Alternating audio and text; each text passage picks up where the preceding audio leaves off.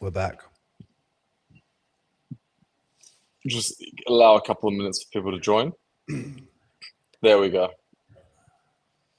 All right. Ask me, Daniel. What question do you have for me? Number one, how does Dubai look now that you're there compared to last year?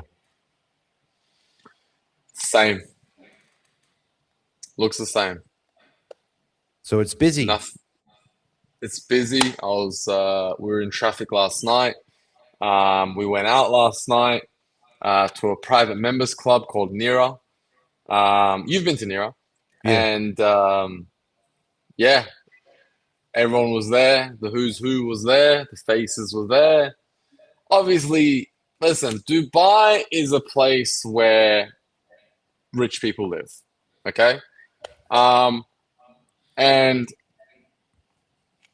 when I've got this little ritual where I've got this one thing, and whenever she comes over and in the morning, I always order a matcha, and the matcha came to like 100 dirhams delivered, whatever. And I always pay. I don't really care. I don't really think about it. But then, obviously, being in Bali for 3 months, I'm like 100 dirhams. Like, I ordered steak and eggs for breakfast in Bali, and I was like, I could have bought four of those. So now my mindset is like, what is going on? I'm spending this kind of money, so people can afford it. It's a rich place. So people that live here, they've got money, and typically they always travel once a month, once every 2 weeks, whatever they go. So traveling is normal for people that live in Dubai. They're always up, out and about, and doing things. So obviously, there's some people not here but I wouldn't say it's more. I wouldn't say it's less than what it would be because everyone, "Oh, where's he? He's in Russia. Where's he? He's in Marbella. Cool. He'll be back next week. All right, cool." So people are always traveling in Dubai. They got money. They're rich. So Why do you think that the reports of my clients and also the people that I do business with over there are telling me and have been telling me that it's very quiet? And to be honest with you, these friends, although they're not publicly releasing this information, they're not looking to further frighten people or tarnish the brand and therefore weaken their business. Why do you think these people are telling me that their business is very quiet, even dead, some of them? Why do you think that their reports of the amount of people in Dubai match a lot of the Western mainstream media reports, if I'm honest with you? well, it's probably true. I mean, I don't know. You got to realize I've only been here what 2 days now, and in the social circles that I jump around through, it seemed normal. But I mean, I don't have a business here, so I can't tell you. I know the real estate's taking a hit. You know, real estate's definitely taking. Like the real estate agents that are here are like, yeah, it's quieter than normal. But in the social sense, when we go out, I'm still stuck in traffic. I still see the same people. Everyone's kind of still here. Yeah, and the reason I asked that is just genuinely I was curious as to where these reports match up. Um, with Dubai, as much as I love Dubai and I want Dubai to return to what it once was and keep growing because we spend time there. That's my tax Yeah, residency. And in order to maintain yeah. that, I need to spend a period of time there. I think at this point, my decision is wise and pragmatic when I say that what happens in Dubai is far less important as to what happens in Abu Dhabi because Dubai has leaned on Abu Dhabi in the past. Think back to COVID crash, the loan that they got from Abu Dhabi. And Abu Dhabi is invested in Dubai, and Dubai is invested in Abu Dhabi, and Dubai can lean on Abu Dhabi when they need to. And so the biggest story for me, even if Dubai would be completely dead in these warmer months, and granted, it might get quieter because it's warmer and the risk of conflict looming in a very hot environment could be, you know, frightening for some. I genuinely think it matters less for the entire economy of the UAE, provided Abu Dhabi continues to prosper. And it looks like them leaving OPEC and OPEC Plus was a fantastic move. Now, I'm not a fly on the wall. People were reporting that the UAE wasn't sticking to quotas of OPEC before this anyway. And who cares, right? I mean, why would you if what OPEC is doing is not in the best interest of your sovereign nation? Do what you need to do for your people first. And I think that as years go on, you know, the UAE is really acting on its own behalf, really acting as a sovereign nation, not as, you know, little bro to Saudi, whether or not they're in discussions with one another for this. At the end of the day, them leaving OPEC Plus, even if they have had a discussion with Saudi beforehand, and they likely have, it doesn't matter. This is a signal to the world. We are the UAE. We are an independent nation, and we make independent decisions for our own now. And we are truly neutral to all, except for the current regime in Iran. And I say current regime and not Iran because many Iranians live in Dubai, more than many, and they live there harmoniously and peacefully.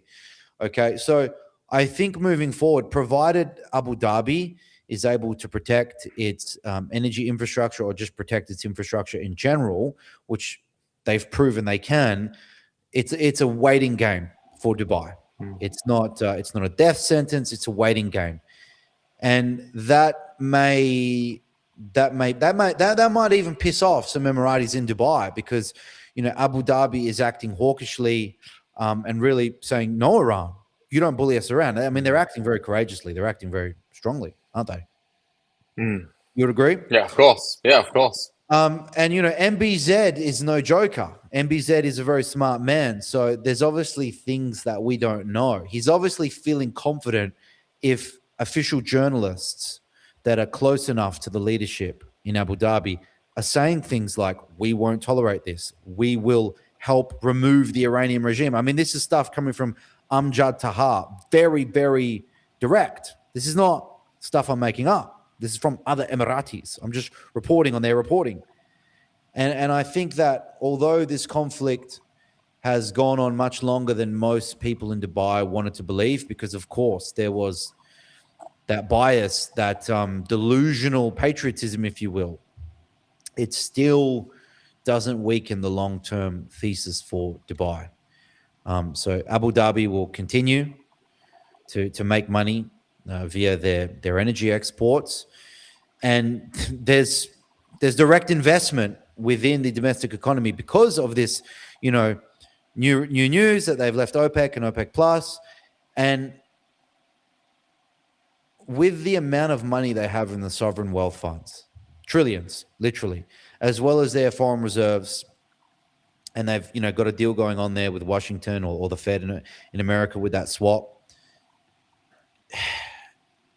Whether it be 3 months or 3 years from now, Dubai is coming back. Now, selfishly, and I know you're not like me, let's say winter comes around in Dubai this year and I want to go back to Dubai to continue my residency, and the risk of the interceptions is very low. I'm not going to hear the noises at night, but it's still quiet because of the conflict. For people like me, this is a plus. This means buyer's market, cheaper rentals in general. Although Dubai would be limited, it would have, less tourists and it would be cheaper. You'd have to assume it would be. That's a plus for people like me who don't want to be stuck in traffic. But although I can't predict when Dubai is coming back, it comes back, and then it comes back with a vengeance, because if Dubai has now proved that with the regional instability that has gone on for decades, centuries even in the Middle East, and they were able to thrive, not just survive, and really reduce casualties down to very little, I think people don't fear what happens in Dubai after that, much like a pandemic. Like when you hear of a new virus now, you're like, yeah. You just can't fool people twice. And I think that's going to happen with Dubai too. So the next time it comes around, if it comes around, this regional conflict, I think less people will flee Dubai. They'll be like, been there, done that, seen that before happen. And so, yeah, I think that this resolves, because you've got a lot of geopolitical experts saying that the Dubai we know is over, and I disagree. Nah, no way. They're too big, they're too powerful, and there's too many people in love with Dubai for it to die. Me included. All right, bro. You got any more, anything more you want to say off your chest, or what about should you? we end it here? What about you? No, I mean, look, last night when I was out, everyone's talking about this new virus thing. and they're all Yeah, just I heard. freaking out about it. All right, and I'm like, bro, like, what are you gonna sit home and fucking stress the whole time? Like, just fucking keep living your life and just avoid the vaccine. I would act hubrisly now because of the virus, meaning I haven't even looked into it because I'm acting in a way that I'm ignorant because of COVID. So I don't even know what the virus is, what it's called. I saw one headline about it and I didn't double click. So Hmm. I can't actually cipher between a legitimate threat and an illegitimate threat when it comes to this virus.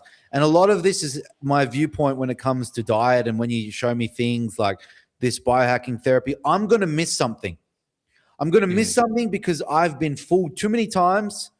This next peptide's coming out, this next superfood, it's all just fucking noise to me. It's all just Hmm. noise. And I'm the same when it comes to these pandemics. Hmm. They're saying that it's a 40% death rate. Fuck I'm off. like, what? Come on. So, anyways, I'm not really listening to the noise, but I'm realizing a lot of these guys are just, what do you guys think? I was like, why are we even talking about this? Who cares? Just avoid the vaccine and just keep living your life. Yeah, man.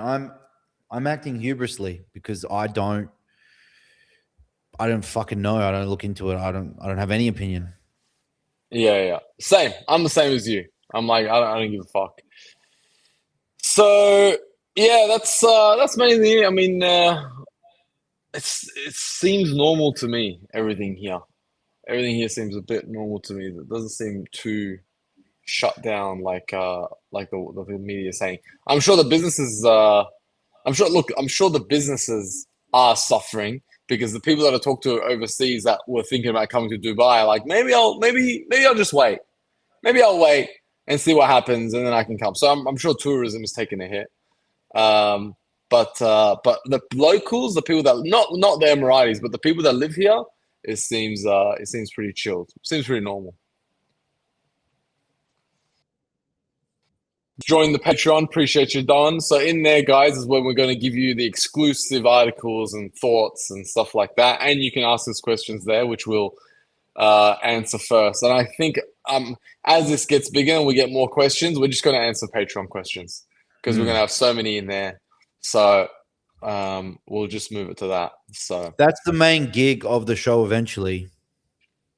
yeah, yeah, just asking questions over there. Cool. All right, everybody.